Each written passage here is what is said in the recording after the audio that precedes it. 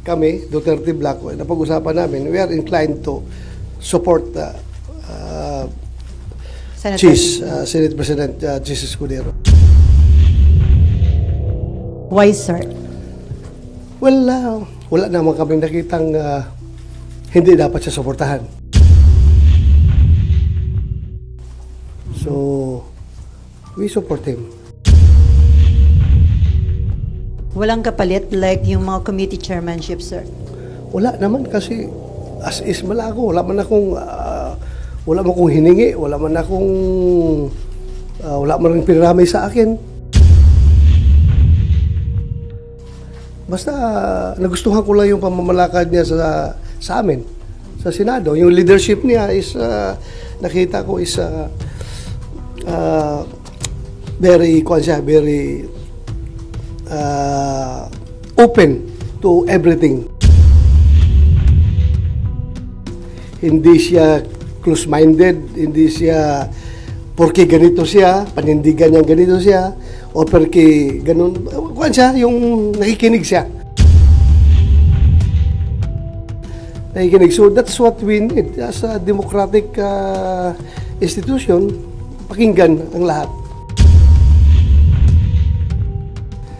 Ang pinaka-big factor dyan na nakikita ko lang talaga is yung pagka-open niya. Nakikinig siya. Lahat ng sides pinapakinggan niya. So, yun ang nagustuhan namin na liderato.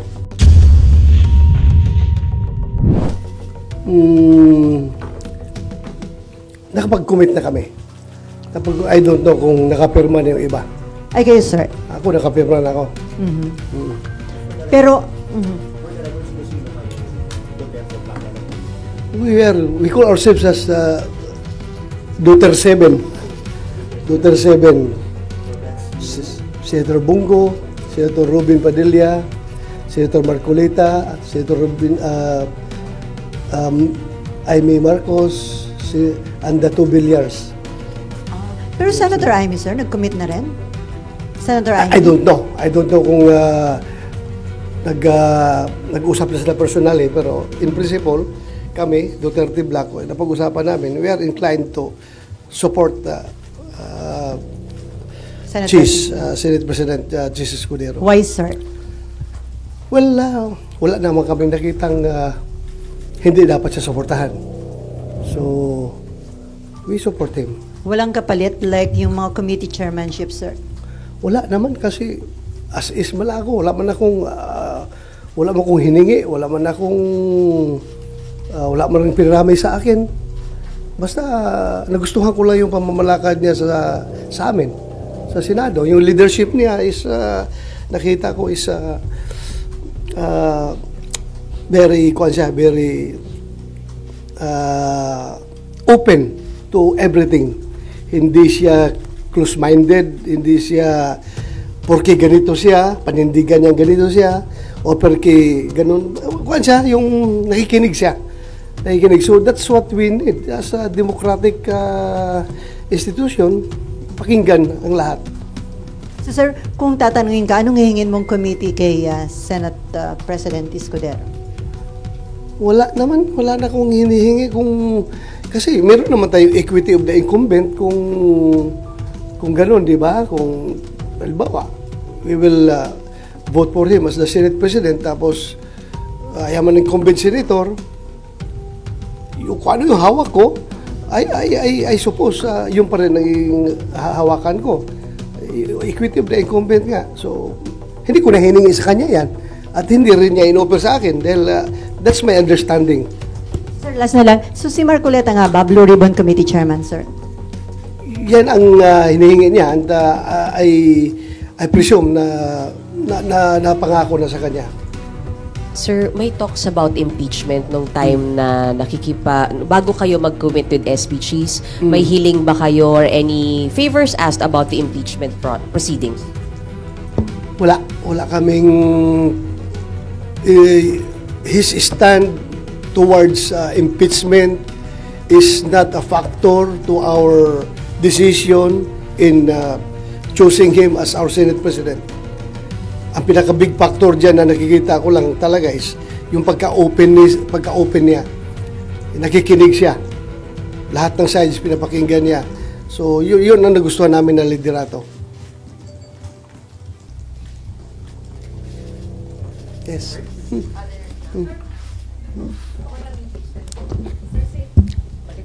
Sa impeachment, sir, di ba po, nag-move kayo para i-dismiss yung articles of impeachment noong June 10. Uulitin niyo po ba yan pag nag-reopen kayo? Yung hihingin na ho ba yan? Hihingin ba yan ng Duterte 7? Mag-usap pa kami. Titingnan namin. Baka sabihin nyo, insisting naman itong mga tao na ito, pabalik-balik. Hiningin na namin yan noon, di ba? Pero one thing I can assure you is that ako from my personal na paniniwala ko ito, that since tinanong ng impeachment court yung House of Representatives as to their stand whether or not itong 28th Congress House of Representatives is willing to be bound by the actions of their predecessors, yung House of Representatives ng 19th Congress, are they willing to continue or are they willing to be to bind themselves to whatever actions that were took place during the previous Congress? You can expect me also to raise this question sa floor once the 28th Congress convenes. Itatanong ko rin na tinanong natin yung House of Representatives. Why not ask ourselves also? Di ba? Pareho lang naman. Pareho lang. So, tanongin rin natin yung Senate of the 28th Congress kung are they willing to be bound by the actions of the previous previous Senate of the 19th Congress. So Senator, ibig sabihin, bago kayo mag-decide kung i-dismiss or hindi, paano po yung scenario? Kailangan po bang magbotohan kung sa tingin ng Senado ay may jurisdiction kayo o wala dun sa impeachment? Yun. Dapat it has to be established. It has to be established by the Senate, not by the impeachment court. By the Senate. So We are talking about new composition ng Senado. So I am asking the Senate, not the impeachment court. Ha? Senate nga tinatanong ko kasi nga bago ang composition ng Senate compared doon sa previous Senate. So magiging iba na naman ang composition ng impeachment court, di ba? Pero itatanong ko yan dito sa plenaryo namin as a Senate, not as an impeachment court. Di ba? So yan na po ba yung sa inyong pito, sir? Sorry. Yan na po ba yung para ano ba? Yan ang i-raise ninyo? 7? Solid 7? I hope they are going to support me, but hindi pa namin napag-usapan yun. As I've said, personal ko lang yan na paniniwala na kailangan tanungin rin natin itong Senate of the 28th Congress kung magpapabind ba sila sa actions ng Senate of the 19th Congress. So sorry, isa na lang. Sir, hindi nga ho ba proof na talagang tatawid dito sa 20th Congress at kailangan yung mag-trial yung pong pag-return ng articles of impeachment sa House kasi hiningan nyo po sila may order kayo sa kanila eh. Na-comply na yung isa, sir, yung certification na in compliance daw with the Constitution yung pong articles and then magko-comply din daw po dun sila sa pangalawang order. So, pag nag-comply sila, hindi ho ba dapat diretso na kayo sa trial, sir? Paano? Ibang na nga composition rin ng Senate na 28th Congress eh. Kaya tatanungin ko talaga para ma-settle yung issue of jurisdiction. Tanungin natin. Kasi tinanong natin yung House, why not ask the Senate? Pareho lang yun. Hindi namin napag-usapan yan. Ako, sa akin lang yan, personal ko lang yan na paningin. Sir, personally, mag-move po ba kayo na ulit na ipa-dismiss yung impeachment ni VP Sara? Hindi, siguro, ang pinakaunang motion ko is to determine whether or not the Senate of the 20th Congress is willing to be bound by the actions of the previous Senate. Yun lang ang tanungin ko para masettle natin yung issue on jurisdiction. Dahil sinitil kung halimbawa makakuha yung House of Representatives ng kanilang positive action, no? Na talagang majority sila ay pumayag na yung tatawid yung jurisdiction sa 20th Congress. So gusto ko ring tanungin rin ang Senado. Kasi pareho lang naman yan. Nagtatanong tayo ng jurisdiction ng bagong Congress dahil nga iba na ang composition. Sir, may we get your comment din po. Sabi po ng CBCP, nababahala sila dun sa delay ng Senate regarding po sa impeachment. Sa pagka-delay Nababahala sila? Bakit sila nababahala? Ano yung kinabahala nila? Kinabahala nila na na-delay. There's no cause for panic. There's no cause for panic. So sir, yung new composition ng Senate sa 20th Congress, natanong nyo na ba yung mga bagong members ko ano yung kanilang stand? Hindi ko pa natanong. But it has to be taken up on the floor para everything is official. And then, sir, pumirma kayo doon sa resolution ni Senator Robin na nananawagan para mapauwi sa bansa ang dating Pangulong. Yes. So, sa tingin nyo, may ano yung weight nun? Kung sakaling, sa tingin nyo ma-approve yung resolution na yan? Wala lang. It's expressing the sense of the Senate na gusto ng Senado na makauwi na si Pangulong Duterte dito sa ating bansa for reasons of sovereignty, reconciliation, if you want it to be also a factor, and also humanitarian consideration. Dahil ang alam natin ngayon is Pangulong Duterte ay butot balat na daw, masyadong mahina na, at nagbigay na nga daw ng pasabi na kung mamatay man siya doon, doon na lang siya magpa-cremate sa dahig. It's a very sad information. So sana kung mamamatay man siya, dito lang siya mamatay sa Pilipinas, huwag doon sa ibang bansa para naman dating Pangulo ng Pilipinas yun eh. So, while pending yung case sa ICC, gusto nyo mapauwi siya? Yes. Yung mga Hindi naman dismissal lang case yung hinihingi natin. Immediate repatriation of former President Duterte to the Philippines. May concern yung mga victims kasi daw ma-impluwensya pa rin ng mga Duterte na natatakot sila doon sa safety o security. Ano naman natatakot na hindi naman presidente si President Duterte. Si President Marcos naman ang presidente ngayon at yan ay kayang-kaya pangalagaan ng Malacanang yung kanilang safety. Impluensya. Sinong impluensya ni Pangulong Duterte? Hirap na ngayon tao, butot balat na nga kakatakutan pa nila. Hindi ba sila naawa sa tao na yun? Sir, sa information po ba ninyo, pardon my saying, is he dying? Kasi po, nagbigay ng will. Sa pagkakaalam niyo po ba, is he dying? Well, hanggang speculation lang tayo as to his present health status, pero yun nga, sabi naman ni Ma'am ni Ma'am Elizabeth Zimmerman, di ba? Na siya nagsabi doon na butot balat na daw. At payat. So, meaning, he's not in good health. And considering his age, very advanced na yon, 80 plus na siya eh. So, what do you expect?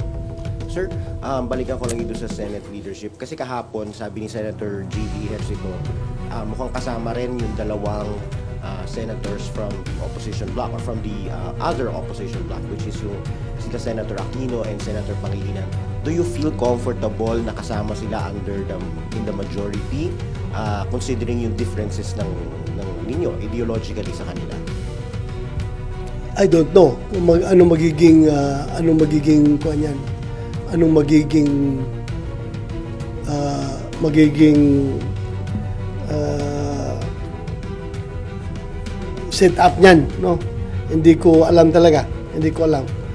Basta I joined the majority not because of them, but because of the leadership of Senate President Chis Escudero. Missing sa Bongeros lang po ako. Sir, ano lang po yung reaction ninyo dun sa mga lumalabas ngayon na merong mga pinangalanan na high-profile individuals at meron na pong mga whistleblowers na ito rin yung mga witness nyo dito dati. Yung mga sinabi niya po ba ngayon sa media, ito po ba lumabas na rin dun sa mga investigasyon nyo sa kanila, yung mga privileged information po, communications?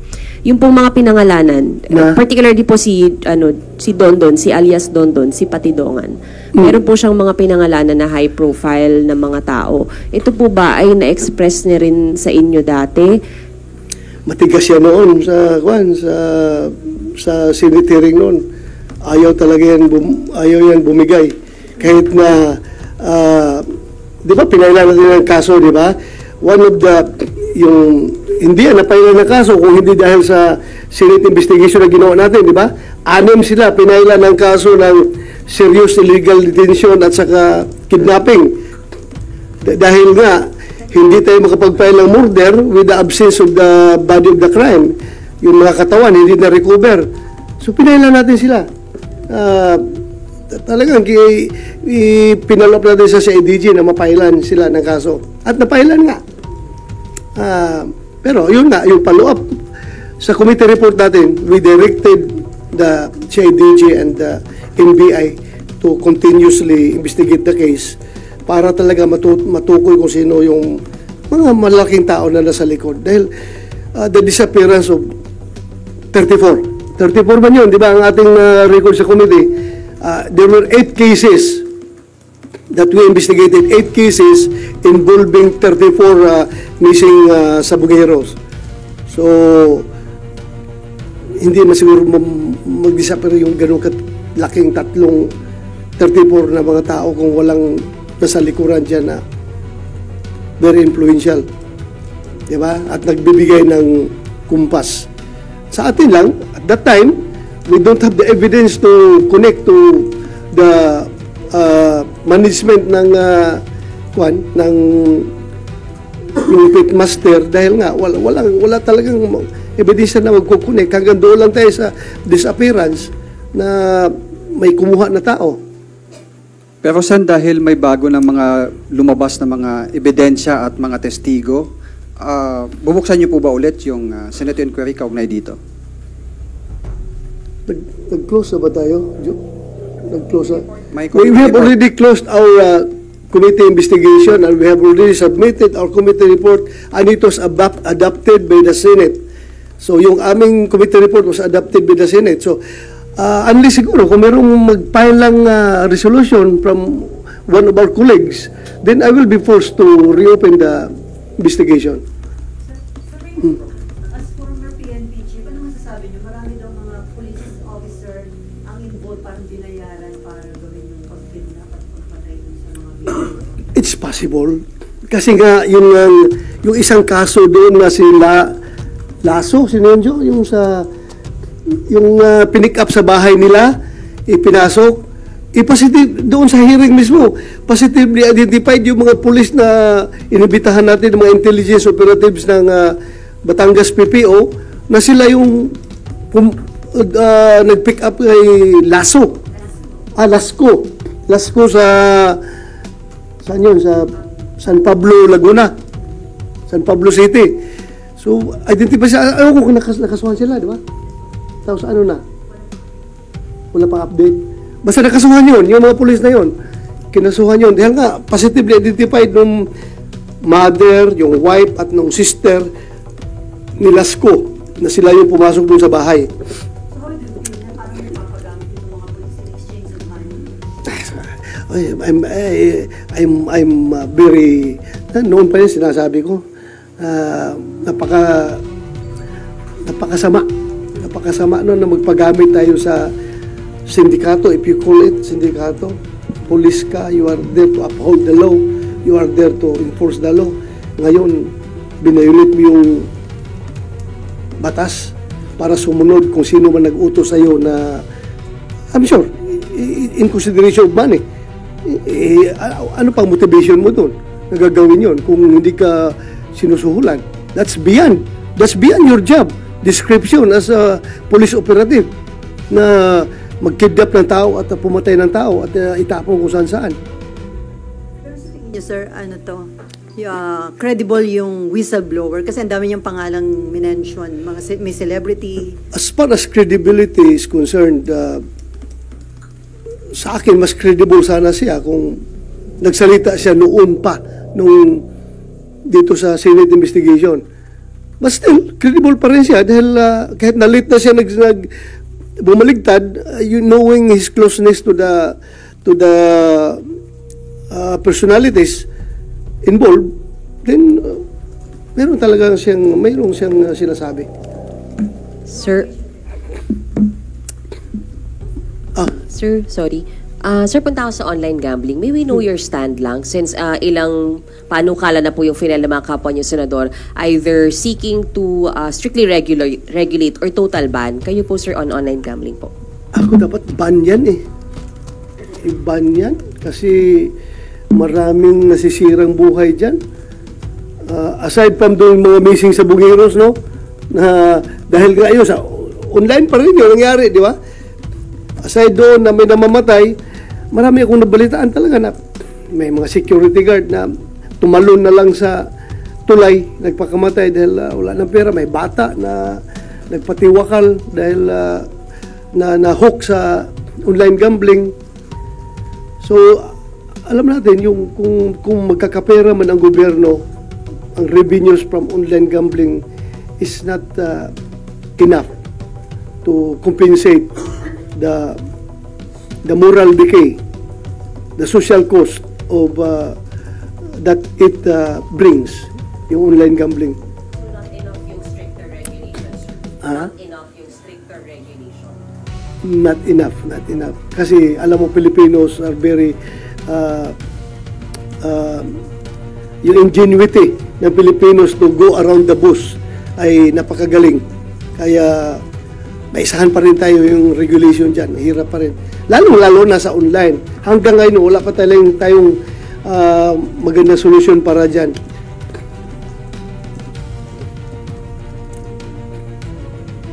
So, balik ko lang po dun sa isabong investigation. Sabi nyo nga po, open kayo pagka meron pong resolution. Pero may pangangailangan po ba na i-reopen ninyong investigation o sa ngayon ipaubaya na muna sa PNP, DOJ?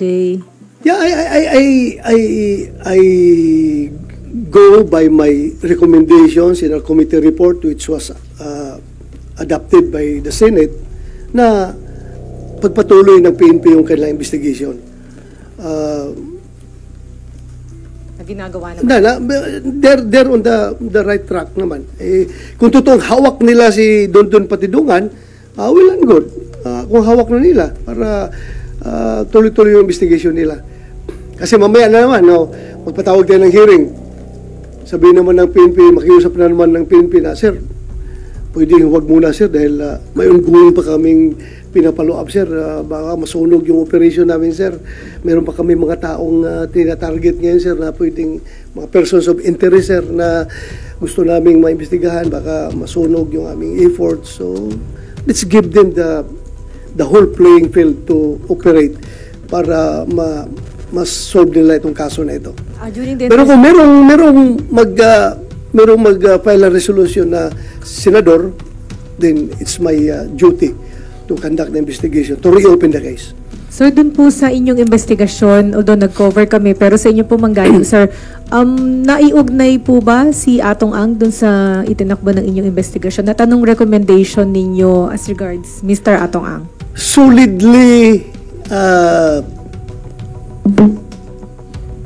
iba kasi yung ebidensya that will stand in court, di ba? Pero yung, di ba, may isang nagsabi doon na, nandun kami, nag-monitor mo kasi hearing, di ba?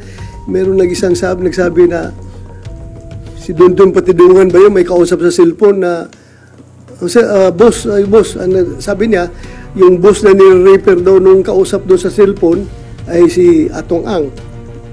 Yun ang narinig natin doon sa hearing, di ba? Positibo talaga siya na si Atong yung kausap nung nasa cellphone.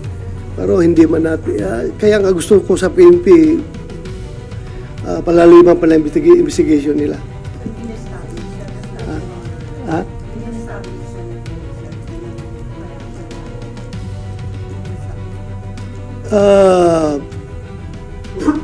Administratively established dahil nga sila ang manager, sila ang presidente ng kumpanya kung saan last touch doon nga wala.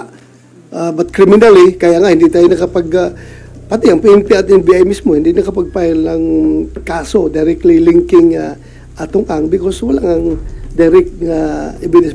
Pero ngayon na meron ng itong testimonial evidence na pinoprovide ni Dundun Patidungan, din pwede nilang mapile yun.